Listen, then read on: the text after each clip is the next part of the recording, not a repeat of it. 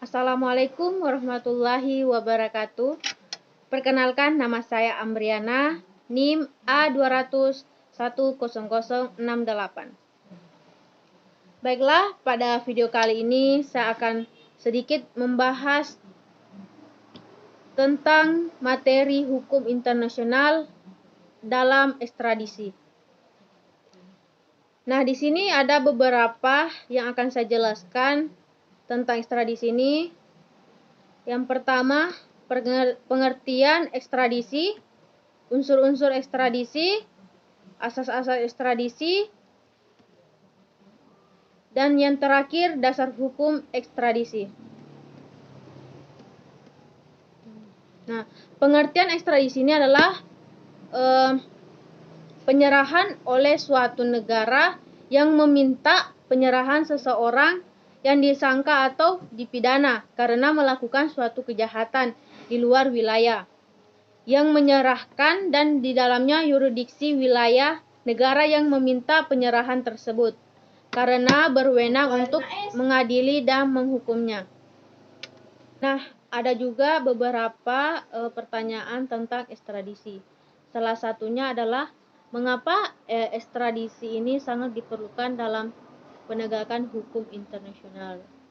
Kenapa bisa? Karena ekstradisi juga sangat penting dalam hal mencegah dan memberantas kejahatan di dunia yang dihadapi tidak hanya oleh Indonesia, karena semakin meningkatnya jumlah pelaku yang melarikan diri. Maka dari itu, dalam mengatasi dibutuhkan kerjasama antar negara dengan ekstradisi sebagai penghubungnya, seperti itu. Selanjutnya, unsur ekstradisi. Di sini ada beberapa unsur ekstradisi, ada 4. Yang pertama, unsur subjek. Kedua, unsur objek. Ketiga, unsur prosedur atau tata cara. Yang terakhir, unsur tujuan. Nah, yang pertama ini adalah unsur subjek, yaitu negara diminta dan negara peminta. Maksudnya adalah negara peminta adalah negara yang berkepentingan untuk mengadili atau menghukum negara. Yang kedua adalah negara diminta. Maksudnya adalah negara yang tempat si pelaku kejahatan berada atau melarikan diri.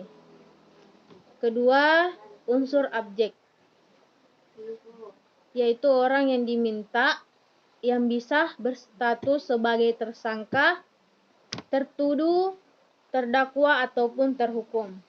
Ketiga, unsur prosedur atau tata cara, yaitu harus dilakukan menurut prosedur atau tata cara atau formalitas tertentu. Yang terakhir, unsur tujuan, yaitu untuk tujuan mengadili atau menghukumnya. Selanjutnya yaitu asas ekstradisi. Asas ekstradisi ini terbagi menjadi 6. Yang pertama yaitu asas kejahatan ganda. Kedua, asas kekhususan. Ketiga, asas tidak menyerahkan pelaku kejahatan politik. Keempat, asas tidak menyerahkan warga negara. Kelima adalah asas non bis idem atau ne bis idem. Yang terakhir, asas kadaluarsa. Nah, asas yang pertama ini menjelaskan asas kejahatan ganda adalah kejahatan yang dijadikan sebagai alasan untuk meminta ekstradisi atas orang yang diminta. Haruslah merupakan kejahatan baik menurut hukum negara peminta maupun hukum negara yang diminta. Yang kedua adalah asas kekhususan, yaitu apabila orang yang diminta telah diserahkan, negara pemintanya hanya boleh mengadili dan atau menghukum orang yang diminta hanyalah berdasarkan pada kejahatan yang dijadikan alasan untuk meminta ekstradisinya. Yang ketiga, asas tidak menyerahkan pelaku kejahatan politik. Jika negara diminta berpendapat bahwa kejahatan yang dijadikan alasan untuk meminta ekstradisi oleh negara peminta adalah tergolong sebagai kejahatan politik, maka negara diminta harus menolak permintaannya tersebut. Keempat adalah asas tidak menyerahkan warga negara. Maksudnya adalah jika orang yang diminta ternyata adalah warga negara dari negara diminta, maka negara diminta dapat menolak permintaan dari negara peminta tersebut. Nah, asas ini melandaskan pada pemikiran bahwa negara berkewajiban melindungi warga negaranya dan sebaliknya warga negaranya memang berhak untuk memperoleh perlindungan dari negaranya. Tapi, jika negara diminta menolak permintaan negara peminta, negara diminta berkewajiban untuk mengadili dan atau menghukum warga negaranya itu berdasarkan pada hukum nasionalnya sendiri. Dan yang kelima adalah asas non bis in idem atau ne bis in idem. Maksudnya, jika kejahatan yang dijadikan alasan untuk meminta ekstradisi atas orangnya yang diminta ternyata sudah diadili dan atau dijatuh hukuman yang telah memiliki kekuatan pengikut yang pasti, maka permintaan negara peminta harus ditolak oleh negara diminta. Nah, yang terakhir adalah asas kadaluarsa. Maksudnya adalah permintaan negara peminta harus ditolak apabila penuntutan atau pelaksanaan hukum terhadap kejahatan yang dijadikan sebagai alasan untuk meminta ekstradisi atas orang yang diminta sudah daluarsa menurut hukum dari salah satu atau kedua pihak.